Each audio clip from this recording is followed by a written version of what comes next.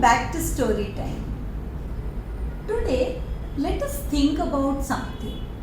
What exactly makes a person spiritual? Who is a holy man? Is he one who wears orange clothes, has a flowing beard, or maybe matted locks, or a clean shaven head with holy marks all over his body? Or is it something else? Is it the state of his mind? So let us hear this story from the Mahabharata. It is a story about a holy man, Kaushika Rishi, who got his lessons from a butcher. Now this Rishi or holy person was contemplating in the depths of the forest. Kaushika Rishi was a very holy person, learned in the Vedas, knowledgeable, and a sannyasi. As he sat meditating and chanting the Vedas under a tree, suddenly the droppings from a she crane fell on him and it befouled his body. Disturbed and disgusted by this, he looked up angrily, and just by his glance, the she crane got burnt to ashes and fell down from the tree. Now, he left the forest and entered the nearby village because it was time for the midday meal.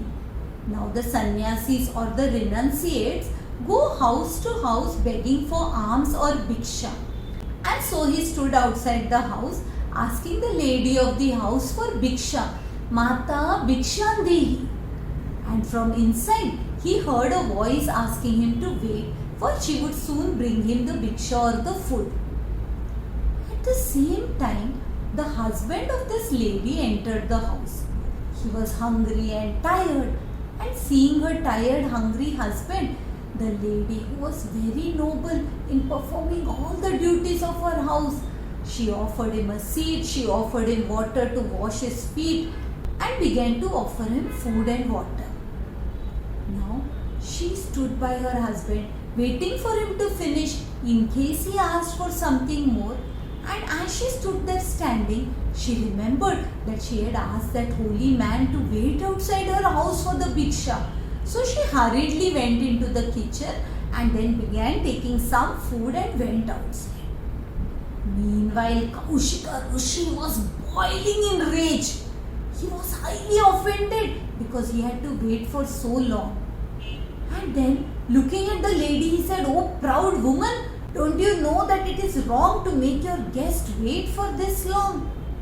And this lady, folding her hands, told him, "Oh holy man, please forgive me. My husband had entered the house hungry and tired, and it is the duty of a wife to serve her husband and her family members. So after performing my duty, I came with this bhiksha to you." Kaushika Rishi, however, was still raging with anger. He told her, "Oh foolish woman, don't you know the power of a Brahmana? A Brahmana is like fire. He can eat up anything in anger." And now this woman calmly answered, "Forgive me, O Holy One, but I am not a she crane to get affected by your angry glance." Hearing this, Kaushika Rishi was speechless. He was in disbelief. Because what happened in the depths of the forest, how could this householder know about it? How could this ordinary woman speak about it as if she was present at that site? And so he asked her, "How do you know about what transpired in the forest?" And she said, "Oh Holy One, by performing my duties, by looking after the needs of my family, I am tuned with God. It is said that one has to give up passion, anger, feelings of violence and injury unto others, and look upon everybody as one. I don't think you have understood the real meaning of spirituality or religion." And now Kaushika realized that what this lady said was true, because she, an ordinary woman in the Grihastha ashram, had experienced what was unknown to him. She could come to know what was happening in the far distance. And so he asked her what was to be done. How could he reach her heights of spirituality? And she told him to go to Mithila. She told him Go there, meet the virtuous butcher, and he will tell you the mysteries about religion and spirituality. And so Kaushika Rishi, folding his hands, expressing his gratitude to the woman, left for Mithila. It was a long distance. He had to cross lot of forests, rivers, villages till he finally reached Mithila, which was ruled by, as we know, Janaka Raja. And then, searching for this butcher, he entered the marketplace. Far away in the distance, he could see this butcher chopping out pieces of pork and meat and selling them to the customers. He was surprised. How could this butcher be a master of religion and spirituality? While the butcher, looking at this Rishi from a distance, stood up, called out to him and said, "Welcome, welcome, O Holy One. I know that woman has sent you to me. I know about the purpose of your visit. Please have a seat." This was the second time that Kaushika Rishi was speechless. Again he was amazed. How could the butcher already know why he had come, the purpose of his visit?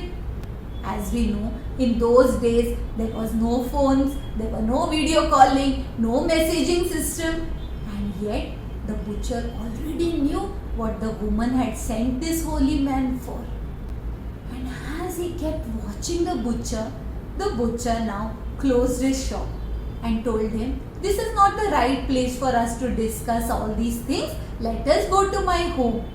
And Kaushika Rishi gladly followed him. Once they reached his simple hut, the butcher offered the holy man water to wash his feet, a seat, and then sat down for a discussion. Now there was a doubt in Kaushika Rishi's mind, and so he told the butcher, "Your profession doesn't suit your interests. You are doing such a cruel act while your mind is steeped in spirituality and religion." While the butcher answered, "Don't feel sorry for me. I am doing the duty that I have inherited from my ancestors. There is no sin. I do not kill the animals myself. The meat is brought by others who have slain the animals, and I do not eat myself too. Once I reach home, I only do the duties that an ideal son or a husband and a father ought to do. I look after my aged parents. My wife and children do the same. We try to make their lives as happy as possible. We do not even speak such things that may be disagreeable to them. And this is our only dharma. By doing this service to my parents, I have got this spiritual knowledge. I have become one with God. There is nothing else that I do." Now Kaushika Rishi was amazed. He sat down, discussed with the butcher, got the answers from the butcher for what he was seeking. The butcher told him that doing one's duty is the greatest sadhana. So, irrespective of one's caste, irrespective of one's birth, one can align with the Lord.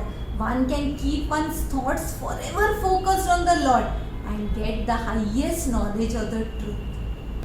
Then he took Kaushika Rishi inside so that his parents could also meet this holy man. The aged parents of the butcher looked serenely happy, completely satisfied at having such a noble son who worshipped them as if they were the gods themselves. And so, in return, they showered the choicest of blessings from a full heart. All the divine virtues in the butcher had come from the blessings of his own parents. After having witnessed this, the butcher also gave a piece of advice to Kaushika Rishi. He told him that you had done a grave error because without the permission of your parents, you had left home to study the Vedas. And your aged parents, in grief, have become blind now, and there is nobody to ease their suffering. Go back to them, serve your parents. This is your path towards enlightenment. And Kaushika Rishi realized the truth of this statement, and folding his hand, expressing his gratitude to the butcher for explaining the mysteries about how to reach the Lord, the correct path to the Lord. So Kaushika Rishi returned to his parents, and this section of the Mahabharata is known as the Vyada Gita. Vyada means butcher and Gita is the holy song. The song in which the highest teachings are imparted to a true disciple. May this story inspire us to follow our duties in whichever best way we can, and this will be our best offering to the Lord. I hope you liked today's story. If you did, do share it with your family and friends and subscribe to the channel, and I will be back with you next Thursday. Until we meet again, Hari Om.